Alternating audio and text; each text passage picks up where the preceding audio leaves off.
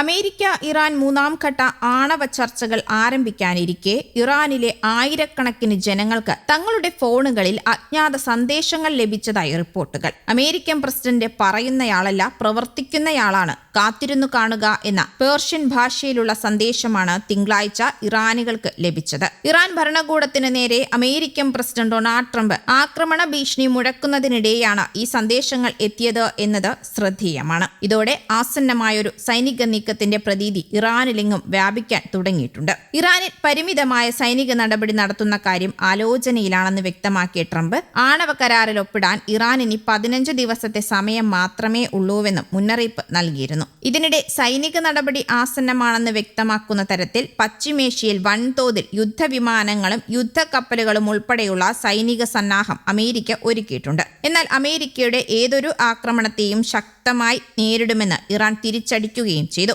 എന്നാൽ നയതന്ത്രപരമായ പരിഹാരത്തിന് സാധ്യതയുണ്ടെന്ന് ഇറാൻ വിദേശകാര്യമന്ത്രി അബ്ബാസ് അരാഗ്ചി പറഞ്ഞു. അമേരിക്കൻ സൈനിക നടപടി ഉണ്ടാകുമെന്ന ഭീഷണിക്കിടെ ഇറാൻ ഭരണകൂടത്തിന് നേരെ ആഭ്യന്തര സംഘർഷവും ശക്തി പ്രാപിക്കുകയാണ്. അടുത്തിടെ പൊട്ടിപ്പുറപ്പെട്ട ആഭ്യന്തര പ്രക്ഷോഭം ഇറാൻ ഭരണകൂടം അതിക്രൂരമായാണ് അടിച്ചമർത്തിയത്. 5000-ലധികം ആളുകൾ കൊല്ലപ്പെടുകയും ചെയ്തിരുന്നു. 7000-ലധികം കൊലപാതകങ്ങൾ നടന്നതായി മനുഷ്യാവകാശ സംഘടനകൾ ആരോപിക്കുന്നുമുണ്ട്. എന്നാൽ പ്രശ്നങ്ങൾ വീണ്ടും ശക്തി പ്രാപിക്കുന്നുവെന്നാണ് പുറത്തുവരുന്ന റിപ്പോർട്ടുകൾ. പുതിയ സെമസ്റ്റർ ആരംഭിച്ചതോടെ സർവകലാശാല വിദ്യാർത്ഥികൾ ഭരണകൂട വിരുദ്ധ പ്രക്ഷോഭവുമായി രംഗത്തെത്തി. ടെഹ്റാനിലെ സർവകലാശാലയിൽ വിദ്യാർത്ഥികൾ ഇറാൻ പതാക കത്തിക്കുകയും ഇസ്ലാമിക് റിപ്പബ്ലിക് തുലയട്ടെ എന്ന് മുദ്രാവാക്യം വിളിക്കുകയും ചെയ്യുന്ന ദൃശ്യങ്ങളും പുറത്തുവന്നു. ടെഹ്റാൻ സർവകലാശാല, ഷെരീഫ് യൂണിവേഴ്സിറ്റി ഓഫ് ടെക്നോളജി, അമീർ കബീർ സർവകലാശാല, ഷാഹിദ് ബെഹഷ്തി സർവകലാശാല തുടങ്ങിയ ടെഹ്റാനിലെ പ്രമുഖ സർവകലാശാലകളിൽ കഴിഞ്ഞ ഞായറാഴ്ച നടന്ന പ്രതിഷേധങ്ങളിൽ നിരവധി വിദ്യാർത്ഥികളാണ് പങ്കെടുത്തത്. ഏകാധിപത്യത്തിന് മരണം, സ്ത്രീ ജീവിതം, സ്വാതന്ത്ര്യം, രക്തച്ചൊരിച്ചിൽ കഴുകിക്കളയാനാകില്ല തുടങ്ങിയ മുദ്രാവാക്യങ്ങൾ മുഴക്കിയാണ് പ്രതിഷേധം അരങ്ങേറിയതെന്ന് വിദ്യാർത്ഥികൾ പുറത്തുവിട്ട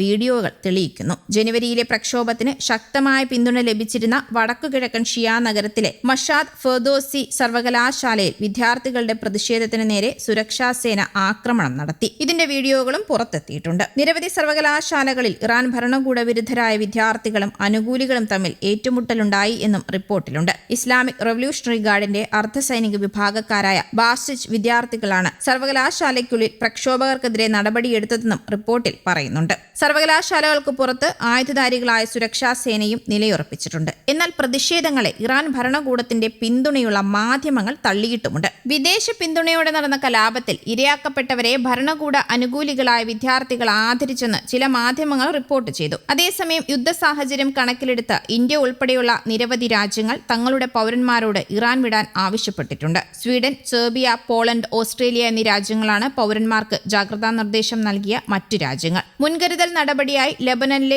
US എംബസിയിൽ നിന്ന് ഉദ്യോഗസ്ഥരെ ഒഴിപ്പിച്ചു കഴിഞ്ഞു. അതേസമയം മേഖലയിൽ മറ്റൊരു യുദ്ധം ആവശ്യമില്ല എന്ന് യൂറോപ്യൻ യൂണിയൻ നയതന്ത്ര പ്രതിനിധി കയ കലാസ് പറഞ്ഞിരുന്നു. എന്നാൽ സൈനിക സമ്മർദ്ദത്തിലൂടെ ഇറാനെ കരാറിലെത്തിക്കാനാണ് US ശ്രമിക്കുന്നത്. ഇറാനിൽ ആക്രമണത്തിന് സജ്ജമാണെന്ന് US സൈന്യം വൈറ്റ് ഹൌസിനെ അറിയിച്ചിരുന്നു. ഇതോടെ സൈനിക നടപടി ഏകദേശം ഉറപ്പായിരിക്കുകയാണ്. വ്യാഴാഴ്ചയാണ് ജനീവയിൽ ഇറാനും അമേരിക്കയും തമ്മിലെ നിർണായകമായ ചർച്ച നടക്കുക. ഒമാൻ മധ്യസ്ഥതയിൽ നടക്കുന്ന ചർച്ചയിൽ ആണവ കരാർ സംബന്ധിച്ച കൃത്യമായ കരട് നിർദ്ദേശം ഇറാൻ കൈമാറുമെന്നാണ് പുറത്തുവരുന്ന വിവരം. News desk, Kerala Kaumudi.